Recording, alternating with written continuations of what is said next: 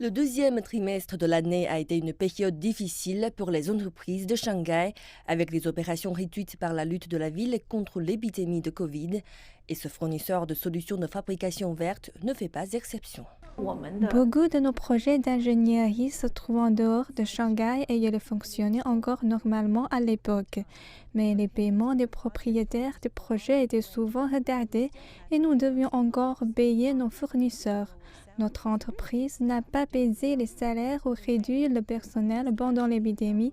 En mai, les liquidités de l'entreprise sur le compte ont été considérablement réduites, chutant d'au moins 3 ou 4 millions de yuans. L'entreprise avait besoin d'un prêt rapidement et l'a obtenu auprès de la Banque commerciale rurale de Shanghai. En avril, ils ont demandé un prêt de 3 millions de yuans en ligne et ont reçu l'approbation en un mois. Le mois dernier, les affaires sont revenues à la normale et ils sont maintenant confiants qu'ils atteindront leur objectif de doubler le revenu annuel cette année. L'intérêt du prêt était d'environ 4%, mais il a été réduit à environ 2%. Donc, c'était comme il nous en avait donné la moitié. C'était un grand coup de pouce.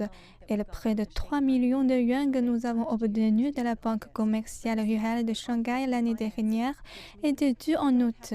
Mais ce mois-ci, ils nous ont proposé un refinancement, ce qui signifie que nous n'avons pas remboursé d'abord l'argent et ensuite à demander un autre nouveau prêt. La Banque commerciale rurale de Shanghai a lancé 20 mesures de financement inclusives cette année et a mis en place des prêts pour difficultés de 20 milliards de yuans. En seulement 3 mois, le montant des crédits de prêts ont atteint près de 14 milliards de yuans. La finance inclusive se développe vigoureusement à travers la nation, en particulier à la suite de la pandémie. Les données de la Banque populaire de Chine montrent qu'à la fin du mois de juin, le solde des prêts inclusifs accordés aux petites et micro-entreprises a augmenté de 23,8% par rapport à la même période de l'année dernière, soit une hausse de 12,6 points de pourcentage plus rapide que les autres prêts.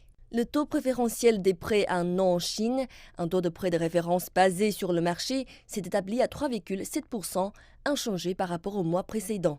Le LPR a plus de 5 ans, sur lequel de nombreux prêteurs basent leur taux hypothécaire, est également resté inchangé par rapport à la lecture précédente de 4,45%. Selon les experts, cela devrait être bon pour l'économie réelle et le marché financier national. Si la Banque centrale chinoise continue à baisser le taux de prêt, probablement cela va rétrécir la marge de taux d'intérêt par les banques commerciales, donc cela va les décourager de fournir des crédits à l'économie réelle. L'objectif est toujours de fournir plus de liquidités au marché réel. Par ailleurs, dans l'environnement international, lorsque les banques centrales mondiales augmentent massivement les taux d'intérêt, le fait que la Banque centrale chinoise maintienne le taux inchangé est très positif pour le yuan, qui se trouve ainsi largement stabilisé. La politique entre également dans une période d'observation.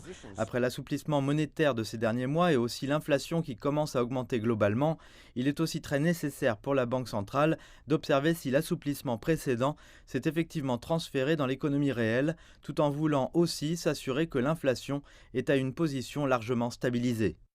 La Banque centrale chinoise indique à la fin du mois de juin, plus de 5200 petites et micro-entreprises ont obtenu des prêts inclusifs, soit une hausse de plus de 36% par rapport à l'année dernière.